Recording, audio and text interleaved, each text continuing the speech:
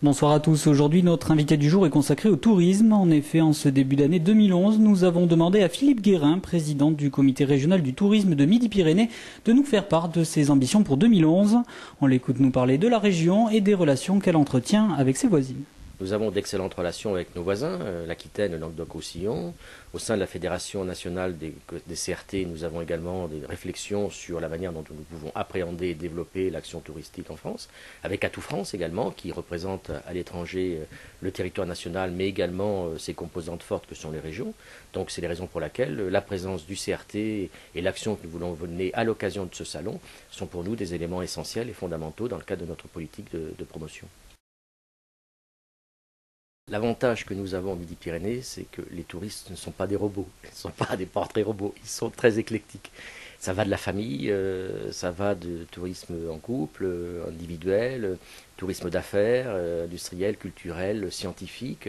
Je dirais l'avantage de Midi-Pyrénées, c'est 8 départements, c'est sa forte hétérogénéité et qui se traduit par une très grande hétérogénéité également des personnes qui viennent nous voir.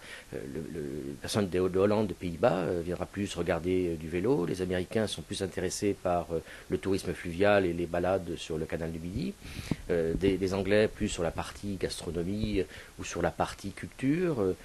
Les Allemands un peu sur aussi du vélo. Je dirais nous avons, en ce qui concerne la clientèle internationale, une très grande ouverture et de très grande motivation. Pour les Français, c'est un petit peu pareil. Alors il y a les gens qui viennent dans la famille, puis il y en a qui viennent découvrir les Pyrénées. 2011 sera l'année des Pyrénées.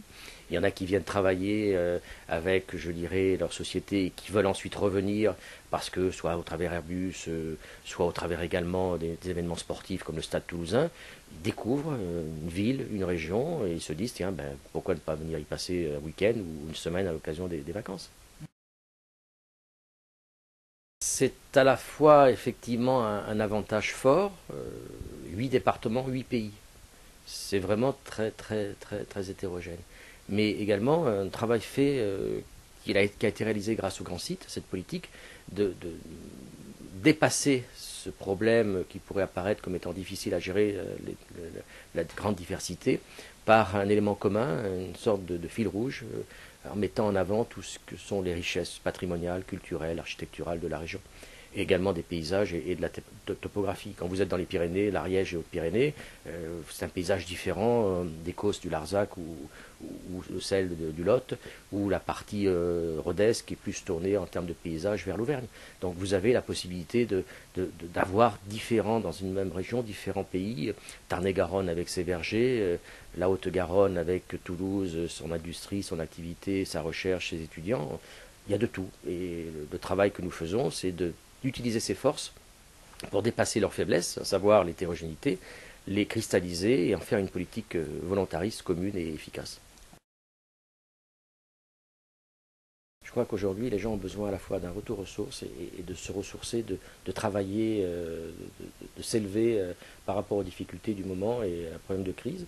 Et les villes, les territoires qui misent sur la culture, mais au sens large du terme, c'est la culture de rue, c'est le patrimoine, c'est l'architecture, c'est la musique, c'est la gastronomie qui fait partie de notre culture et qui est reconnue nationalement mais même mondialement.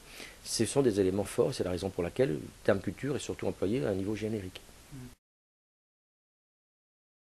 Les vœux, c'est que Midi-Pyrénées devienne une des principales destinations en France.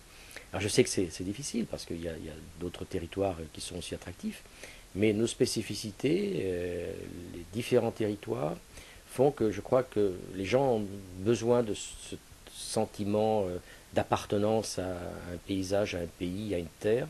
Et le fait, mon vœu principal, c'est que ces éléments fondamentaux, ces éléments forts puissent se développer et faire de Midi-Pyrénées une des principales régions d'attraction française et que les touristes viennent nombreux avec, je dirais, la volonté d'apprendre, de connaître et de partager.